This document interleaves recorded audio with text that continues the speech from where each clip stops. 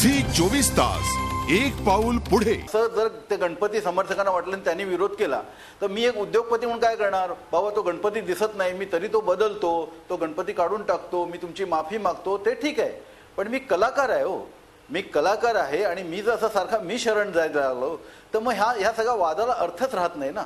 बरोबर माझा मुद्दा तोच आहे की वादाला अर्थ राहण्यासाठी मुद्दा घेऊन जाऊया आपण. किशोर कदम बोला सर, बोला. एकच गोष्ट शेवटचं दादा, त्यांनी असं म्हटलं की मी माझं घरदार सगळी आयुष्यभराची कमाई त्याच्यामध्ये टाकलेली आहे. माझा एक प्रश्न आहे, कदाचित आमच्या कलावंतांना आवडणार नाही, तुला कोणी निमंत्रण दिलं होतं का रे सगळे पैसे टाकायला? हे हा दबाव गट काय आहे? हा पण एक प्रकारचा दबाव गट आहे. का करतो आपण हे सगळं? मी जर एक माझ्या कलाकृतीतनं स्टेटमेंट करतो तर मी पूर्ण जबाबदारीने केलं पाहिजे आणि मी त्याच्याबद्दल असं म्हणता कामा नाही की माझं सगळं घरदार त्याच्यावरती लावलं. अशोक राणे, तुमची भूमिका प्रेक्षकांसाठी पुन्हा एकदा समजावून सांगा. तुमचं असं म्हणणं आहे की अशा प्रकारे आपली विधानं बदलून किंवा ना कट मान्य करून एक प्रकारे कमल हसन यांनी सुद्धा एक प्रकारची शरणागतीच पत्करली. हो, त्याची चिकित्सा केली पाहिजे ना. जेव्हा आपण माध्यमावरती हे करणाऱ्या हल्ला करणाऱ्यांविषयी बोलतो तेव्हा आपण कलावंत त्या सगळ्या गोष्टी कशा पाहतो, त्या कलावंताची सुद्धा चिकित्सा होणं गरजेचं आहे हो. तुम्ही जर उठून शिवसेनेला नाटक दाखवायला लागलात, तुम्ही उठून कोणाला काही दाखवायला लागलात, सिनेमा दाखवायला लागलात आणि मग पुन्हा अभिव्यक्ती स्वातंत्र्याच्या गप्पा मला त्याला अर्थच काय उरतो मग? आता कमल हसननी एकदा सेन्सरला त्यांनी दाखवलं. मी माझ्या आपण सुरुवातीहून सेन्सरविषयी म्हणतो की सेन्सर आपण मान्य केलं पाहिजे, त्यांनी मान्य केलं. सेन्सरनी सुचवलेले कट त्यांनी मान्य केले, इतपत मी एका पद्धतीने समजू शकतो. पण त्याच्यानंतर त्या लोकांनी विरोध केल्यानंतर, मुस्लिमांनी विरोध केल्यानंतर बाबा अमुक काढा तमुक काढा, आता एका गटाने सांगितलेले 4 कट त्याने स्वीकारले, परत दुसरा गट म्हणतो की नाही आमचे कट मान्य केल्याशिवाय आम्ही मान्य नाही करणार. आता तो त्याचेही मान्य करणार. मग आपण त्याच्या अभिव्यक्ती स्वातंत्र्यासाठी कशाला घसाफोड करतो इकडे? बरोबर आहे, हाच करतो आपण. बरोबर आहे, हाच प्रश्न बोला. एक मिनिट, हाच प्रश्न घेऊन जाऊया किशोर कदम यांच्याकडे.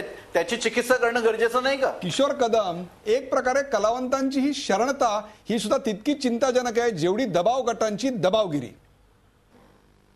बरोबर आहे. मला असं वाटतं अशा वेळेला म्हणजे ज्याच्यावरही हा प्रसंग येतो त्याच्या बाजूने सर्व कलावंत मंडळीने, इंडस्ट्रीने अभिव्यक्ती स्वातंत्र्याच्या जस्टिफाईड बाजूने उभं राहिलं पाहिजे.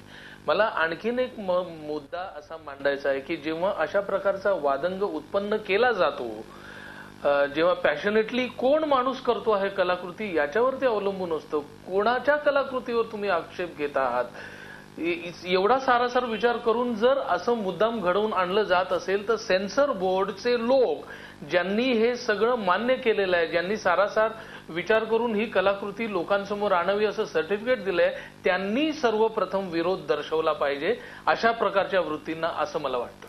म्हणजे सेन्सॉर बोर्डाच्या लोकांनी कसं वाटतं सेन्सॉर बोर्डाच्या लोकांनी त्या ठिकाणी आक्षेप नोंदवला पाहिजे होता असं तुमचं ठाम मत आहे?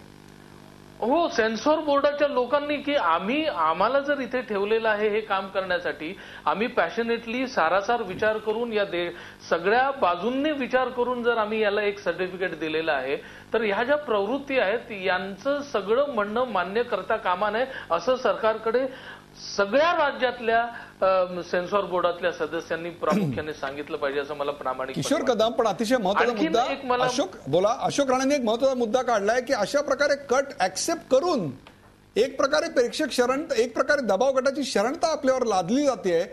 असा जर एक प्रकारे पूर्वपीठिका पडली तर पुढे येणारा प्रत्येक नाटककार आणि प्रत्येक चित्रपटकार अशाच प्रकारची भूमिका घेईल. मग आम्ही अभिव्यक्ती स्वातंत्र्याविषयी लढायचं तरी कशा करता? नाही, तसं करता म्हणजे प्रत्येक जण असं उठून सुटून प्रत्येक राज्यकर्त्याला किंवा काही संघटनांना अशी एक कलाकृती दाखवून जर लोकांसमोर आणायला लागला तर आपण आपलं अभिव्यक्ती स्वातंत्र्य, लोकशाही या संज्ञांना काही अर्थ उरत नाही असं मला वाटतं. आणखीन एक महत्वाचा मुद्दा मला असं वाटतो की आज जागतिक सिनेमामध्ये इराणियन सिनेमा फार पुढे गेलेला दिसतो. इराणियन सिनेमा इंडस्ट्रीमध्ये तिकडे मुस्लिम संघटना असतील, त्यांच्यावर काही बंधनं असतील, त्याच्यातून तोडगा काढून तिकडल्या दिग्दर्शकांनी, रायटर्सनी, अभिनेत्यांनी एक वेगळ्या प्रकारचा मार्ग काढून वेगळे विषय मांडून स्वतःची घुसमट वेगळ्या प्रकारे मांडलेली आहे. तशा प्रकारचं आपल्या देशामध्ये करायला पाहिजे की नाही हा मुद्दा वेगळा. परंतु कारण आपली लोकशाही आहे, आपल्याला आपलं म्हणणं मांडण्याचं स्वातंत्र्य असं आपण म्हणतो. आपली कंट्री ही मुस्लिम कंट्री नाही, इराणियन कंट्री नाही.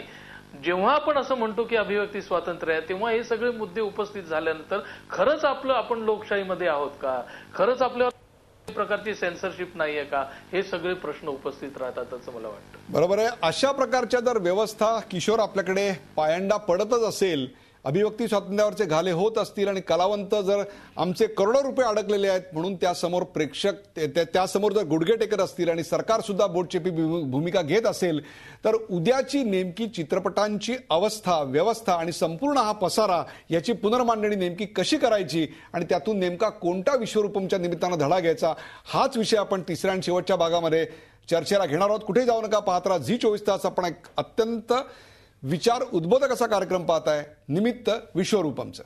झी 24 तास, एक पाऊल पुढे.